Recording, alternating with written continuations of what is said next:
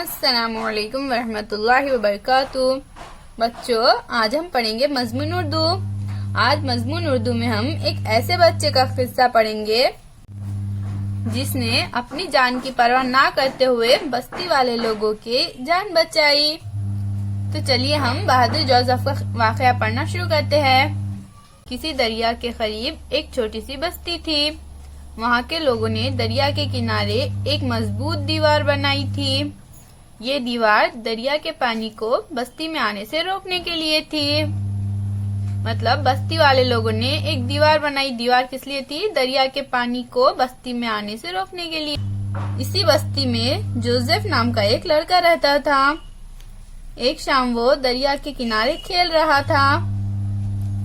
खेलते खेलते उसने देखा कि दीवार में एक सुराख हो गया है और इसमें से पानी निकल रहा है। उसने ख्याल किया, ये सुराख इस वक्त तो छोटा सा है, मगर आहिस्ता आहिस्ता बढ़ता जाएगा और फिर इतना पानी बहने लगेगा कि सारी बस्ती डूब जाएंगी। उसने सोचा, पानी को रोकने के लिए क्या तरकीब हो सकती है? क्या बस्ती में जाकर सबको खबर कर दूं? मगर इस तरह तो बहुत देर हो जाएंगी। तब तक सुराख इतना बड़ा हो जाएगा कि पानी को रोकना मुश्किल होगा।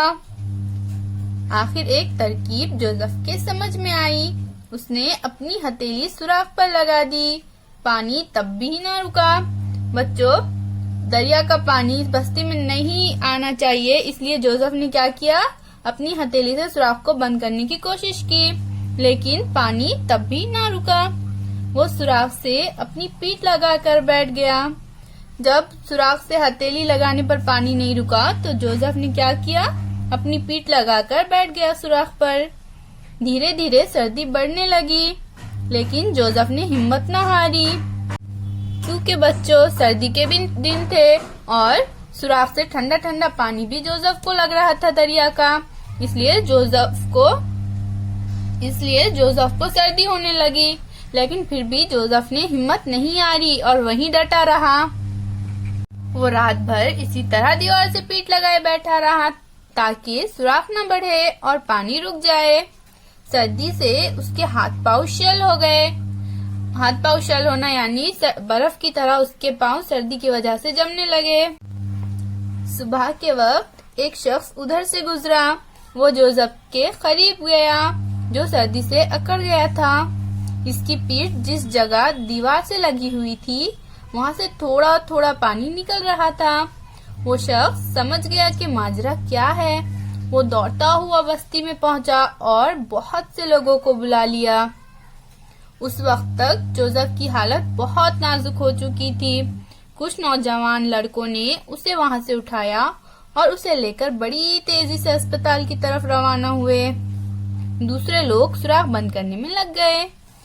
थोड़ी देर कोशिश करने के बाद सुराख बंद हो गया और दीवार से पानी आना रुक गया। उधर अस्पताल में डॉक्टरों ने बड़ी मेहनत और तवज्जो से जोसेफ का इलाज किया। कुछ दिनों के बाद जोसेफ बिल्कुल अच्छा हो गया। जोसेफ ने अपनी जान की परवाह ना करते हुए बस्ती को तबाही से बचाया था। इसके अस्पताल से घर वापस आने पर बस्ती के सब लोगों ने खूब खुशियां मनाई। घर घर इसके बहादुरी के चर्चे होने लगे। बहादुरी के चर्चे होना यानी बच्चों, उसने जो बहादुरी की थी सब लोग अपने घर में वो बात बोल रहे थे, उस बात का बार बार जिक्र कर रहे थे।